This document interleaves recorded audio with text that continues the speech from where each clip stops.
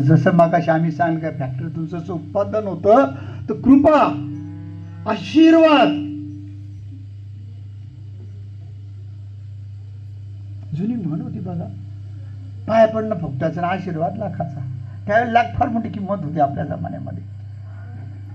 500, 800, 1000 रुपये एकरानी जमिनी भेटायच्या.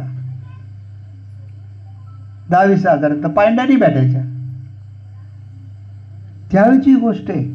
मग आशीर्वाद देणारे जे घरात आहे त्यांचं तोंड दुर्मुखलेले, दिल की हाय तो लोह समजा.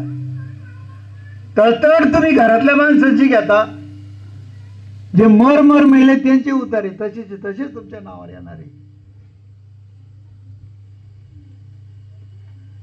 तुम्ही त्यांना विचारायला तयार नाही. आता ऑपरेशन घडतात, ऍक्सिडेंट घडतात. काही घरामध्ये मला असं दिसलं की पोरांना 2-2, 5-5 लाख डोनेशन दिलं जातं.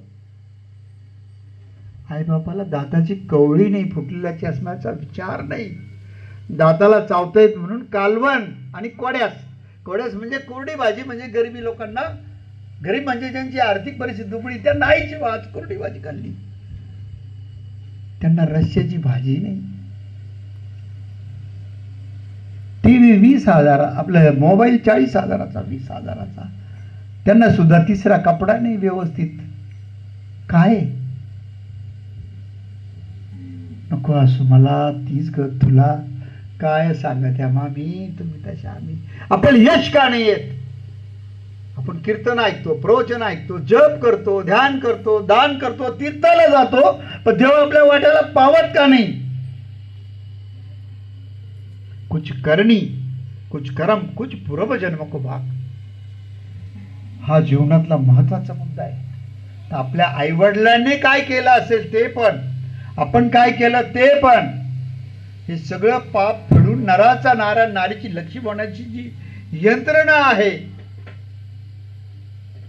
ही सद्गुरु करतात.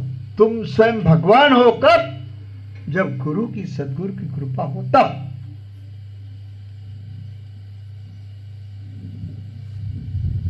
आता जर भुटे गुरु निघाले असेल, चुरुमुरु चुरुमुरु चुरुमुरु, तू मेरा चेला मैं तेरा गुरु लक्षणा इधर धरू, तू मंत्र करू तो करू, नाही तर वैशेच मरू. तर मग ग्रंथांवर विश्वास ठेवा. अरे मानवा, तुम्ही ते गाणं पूर्वी ऐकलं असेल सगळ्यांनी, काय होतास तू, काय झालास. आपल्याला उघड्यात देव पाहायची पाळी आली, डुकराला देव मानायची पाळी आली, कुत्र्याला देव मानायची पाळी आली, दगडाला देव मानायची पाळी आली, नागाला देव मानायची पाळी आली, बैलाला देव मानायची पाळी आली. जो वडारी दारू पिऊन मूर्त्या घडवतो तिथं नम्र जाऊन पाया पडायची वेळ आपल्यावर आली.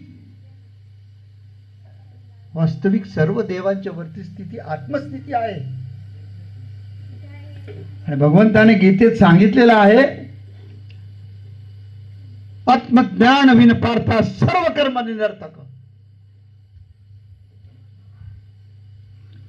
आणि तुम्हाला आता हे एवढं सांगण्याचं कारण असं की आजकालचे तरुण तरुणी चुकतात कुठे.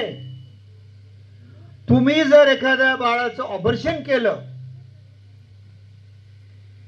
किंवा मुलगी बाहेर आली, तिला नको असेल, तिच्या काळजीसाठी मदत केली, तर ती हत्या होती. स्वामी तिन्ही जगाचा आई विना भिकारी. आई म्हणजे साखर, आई म्हणजे भाकर, आई म्हणजे धपाटा, आई म्हणजे पुरणाची पोळी, आई धोबी, आई भंगी, आई शिक्षक. आई म्हणजे आई. अरे आईला उपमान आई, ती तळतळती. आता फर चाललंय हिंदू हिंदू, पण मुसलमानाचे लोक का नाही वृद्धाश्रमात? हिंदूच का सापडतात? संस्कार हुकल्यामुळे संस्कृती गेली, संस्कृती गेल्यामुळे सुरक्षा गेली.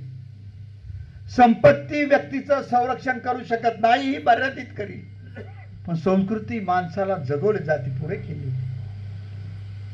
ही संतती प्राप्तीसाठी राजा दशरथ बिना चपलानी संतांच्या दर्शनाला गेले होते.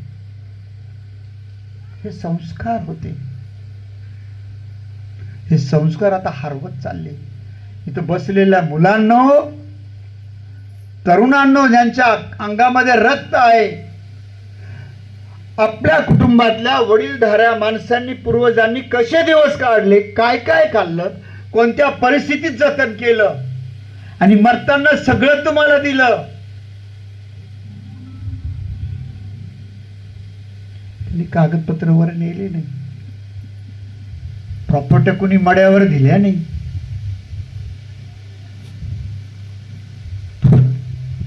विचार करा, कोणाशी कसं वागावं. तुम्ही अंथरुणात जर सू केली असेल, सी केली असेल, ते आईने तुमचा कटाळा केला नाही.